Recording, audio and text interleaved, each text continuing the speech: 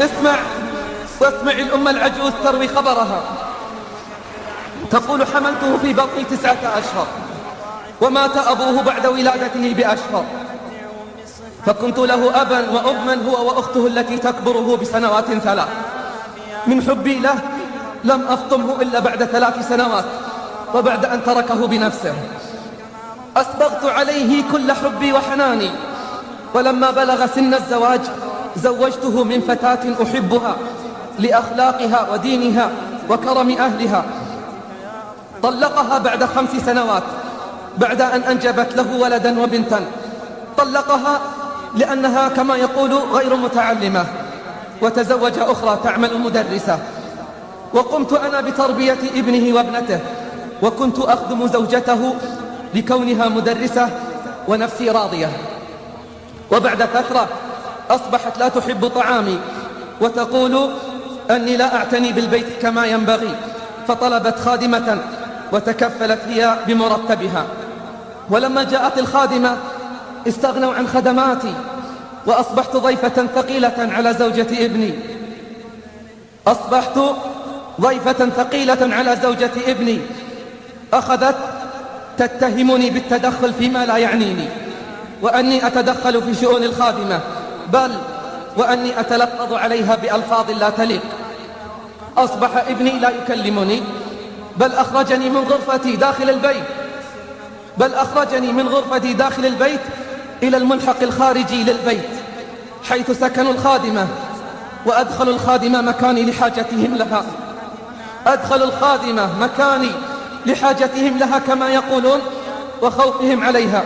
أما أنا فانتهت حاجتهم لي، ولماذا يخافون علي؟ لا أصدق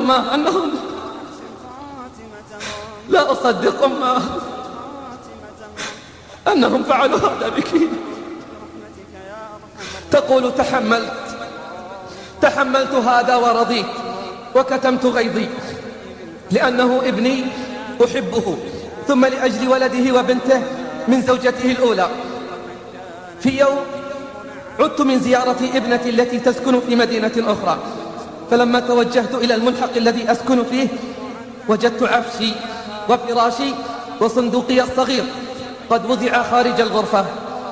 ولما طرقت الباب عليهم أسألهم عن السبب، قالت زوجة ابني وابني يقف خلفها: لقد احتجنا للملحق ليكون مستودعا لأغراضنا. قالت: وأنا أين أذهب وفي مثل هذا الوقت؟ قالت، يعني الزوجة، قالت: اذهبي إلى أي مكان إلا داخل البيت، وأرض الله واسعة. لا أصدق أماه أنهم يفعلون هذا بك. أين القلوب؟ تقول الأم: العجيب أن ابني خلفها لم يحرك ساكنا ولم ينطق بكلمة. طرقت باب الجيران في جو شديد البرودة، فلما دخلت على جارتنا قلت: أريد أن أبيت عندكم الليلة. فاستغربت ماذا أقول لها، فصارحتها فبكت غير مصدقة. قلت لها: فقط سأبات عندكم الليلة، ثم في الصباح ستأتي ابنتي لتأخذني. فقالت: لا عليك، والبيت بيتك. تقول العجوز: ثم في الصباح اتصلت بابنتي وأخبرتها بالخبر، وطلبت منها أن تحضر لتأخذني عندها، لكنها اعتذرت لأن زوجها تضايق جدا عندما جلست عندها يومين فقط، فكيف إذا سكنت عندهم؟ ثم أغلقت سماعة الهاتف. يا الله، أماه، أيعقل أنهم فعلوا هذا بك؟ أين جزاء الإحسان؟ أما علموا أن الزوج إذا فقد فبدله زوج آخر، وأن الزوجة إذا ذهبت فبدلها زوجة أخرى؟ ولكن إذا ذهبت الأم فكيف سيأتون بأم غيرها؟ لا أصدق أماه أنهم فعلوا هذا بك. تقول العجوز: أغلقت ابنتي سماعة الهاتف ومعه أغلقت باب الأمل.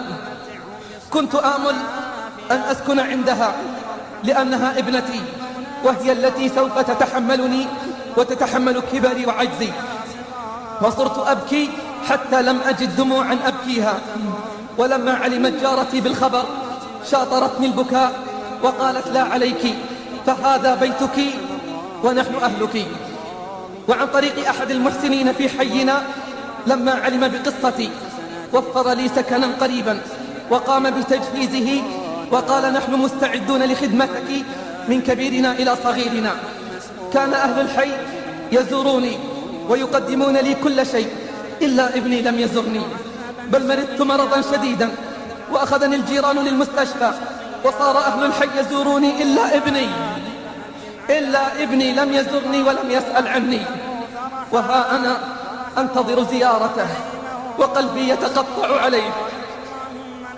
وها أنا أنتظر زيارته وقلبي يتقطع عليه، وأدعو الله أن يسامحه ويعفو عنه، وأدعو الله أن يسامحه ويعفو عنه.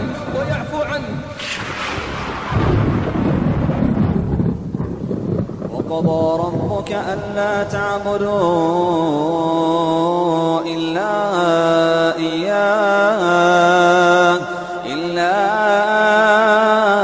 إياه وبالوالدين إحسانا. إما يبلغن عندك الكبر أحدهما أو كلاهما فلا تقل لهما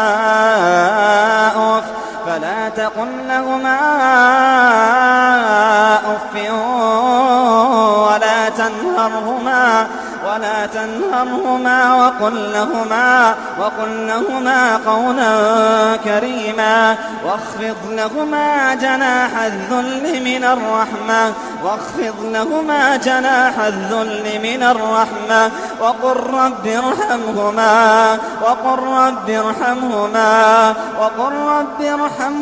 كما ربياني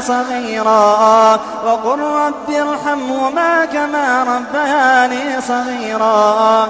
ربكم أعلم بما في نفوسكم إن تكونوا صالحين فإنه كان للأوابين غفورا.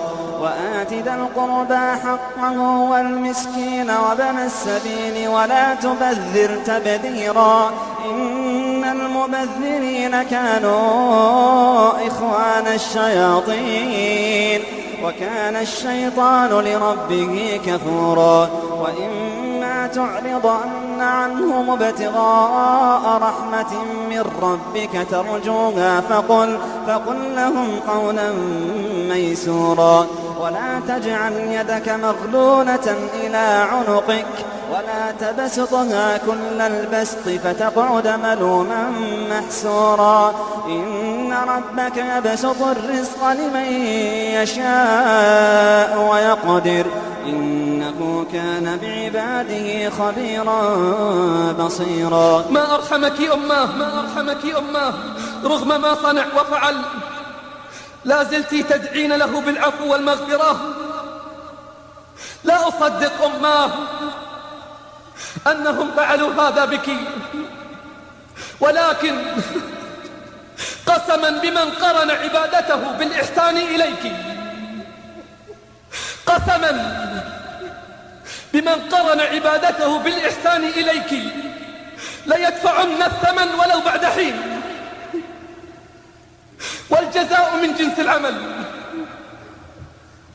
قال ابن عمر رضي الله عنهما قال صلى الله عليه وسلم: البر لا يبلى والذنب لا ينسى والديان لا يموت، فكن كما شئت فكما تدين تدان.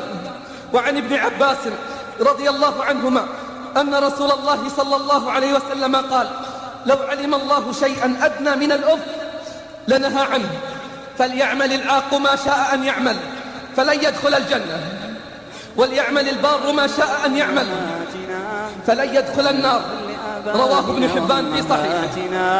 اللهم اغفر لآبائنا وأمهاتنا، اللهم ارفع قدرهم، اللهم يسر لهم أمورهم، اللهم كفر عنهم سيئاتهم، اللهم ضاعف من حسناتهم، اللهم متعهم بالصحة والعافية، اللهم متعهم بالصحة والعافية، اللهم ارحمهم كما ربونا صغارا، اللهم ارحمهم كما ربونا صغارا، اللهم وأحسن خاتمتهم.